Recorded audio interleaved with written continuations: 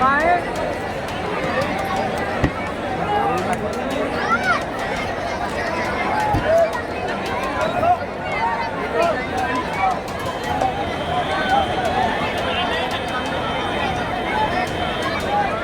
करो, 19 पैदा करे तुम 4 नहीं तुम भी 20 पैदा करो।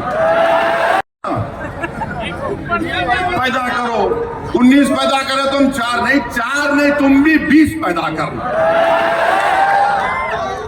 तुम्हारे को भगवान का वास्ता तुम भी 19 या 20 पैदा करो।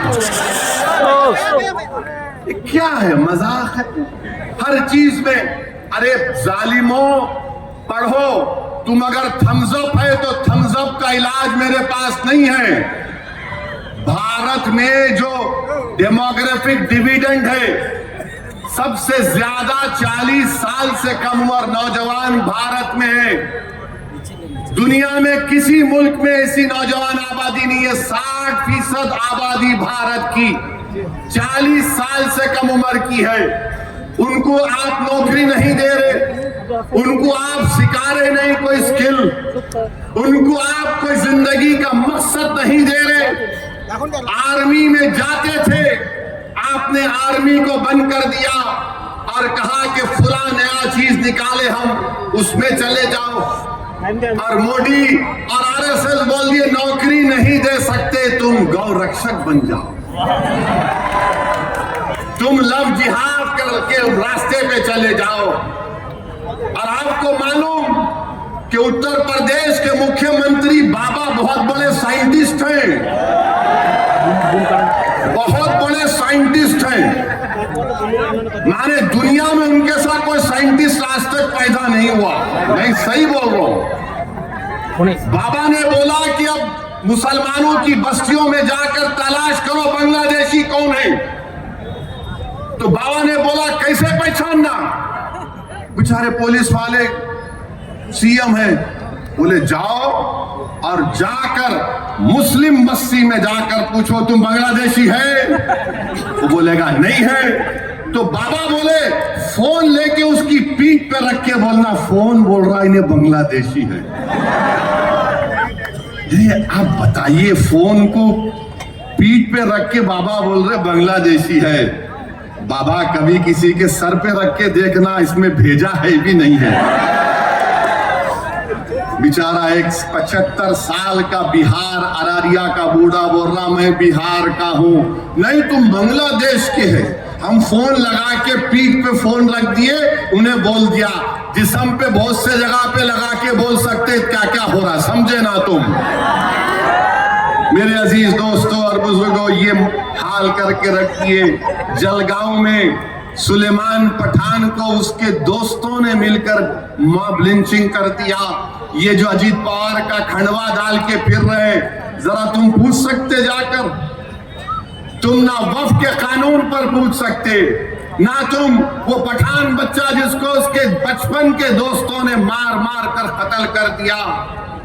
4-5 पीढ़ी उस गांव में रह रही थी, जलगांव में सुलेमान पठान की 5 पीढ़ी उस गांव में रह रही थी।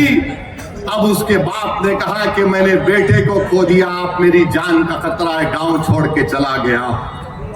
ये ट्रिपल इंजन की सरकार के कारनामे हैं मेरे अजीज दोस्तों और बुजुर्गों। पूछो अजीत पवार से क्या किया तुमने, तुम्हारे पास कोई अल्फाज नहीं है। महाराष्ट्र में पहला मॉब लिंचिंग मोहसिन शेख का 2014 में हुआ था।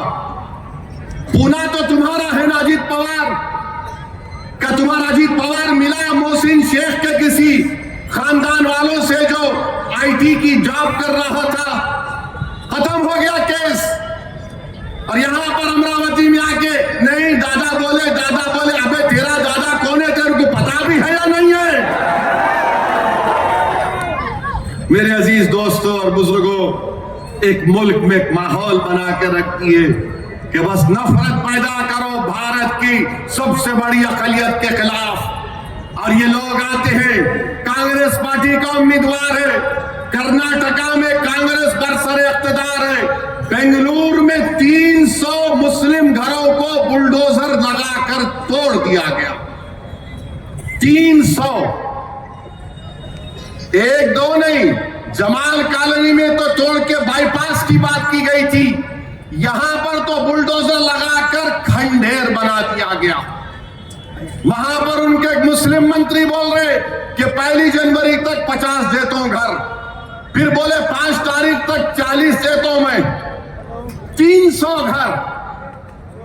इस सर्दी में सरे आसमान पड़े हुए हैं, मजलिस इत्तेहादुल मुस्लिमीन के लोग उनको खाना खिलाने का इंतजाम वहां पर कर रहे हैं, और कांग्रेस वाले आकर बोलते हैं ओवैसी बी टीम है, ओवैसी सी टीम है। अच्छा ये अब और एक बात समझा रहा हूं आपको। भारत की पार्लियामेंट में वंदे मातरम के 100 साल मुकम्मल होने पर जो हमारे मुल्क का कौमी तराना है, नेशनल एंथम जन गण मन है, उसकी बहस हुई। उस बहस में अजीत पवार के एक एमपी ने क्या कहा था, उस बहस में कांग्रेस पार्टी के एमपीज ने क्या कहा था, कभी आपने सुना उन लोगों से क्या कहा था उन्होंने? ये समाजवादी पार्टी भी आजकल इन्हों भी आते हैं, इन्होंने भी क्या कहा था इनके एमपीज आपने सुना? असदुद्दीन ओवैसी ने, मेरे भाई, मैंने अपनी तकरीर का आगाज किया कि 24 जनवरी 1950 को हमने संविधान अपने आप को दिया, तो संविधान का आगाज किससे होता है? We the people. सुनो आरएसएस को चाहने वालों, सुनो कांग्रेसियों, सुनो अजीत पवार, सुनो अखिलेश यादव, कि भारत का संविधान का आगाज वी द पीपल से होता है, भारत माता से नहीं होता है। इस संविधान का प्रियम्बल ये कहता है liberty of thought, expression, belief and faith. ये भारत के आईन का प्रियम्बल है। मैंने कहा कि जब हम अपने आप को संविधान ये लिख कर दे रहे, कैसे आप मुझसे कह रहे हैं कि बीजेपी के लोग मेरी तकरीर के दौरान कह रहे थे कि भारत में रहना है तो पढ़ना पड़ेगा। मैंने कहा भारत में रहना है तो तेरे बाप का नहीं, सबका भारत है, ये पढ़ना पड़ेगा। अरे भारत का संविधान पढ़ो अनपढ़ो, आर्टिकल 25, 26 क्या पुकार पुकार कर कहता है, आर्टिकल 14 क्या कहता है पुकार पुकार कर, फ्रीडम ऑफ रिलीजन। ऐसा हो रही, ऐसा हो रही, 1-2 मिनट रुकेंगे ऐसा।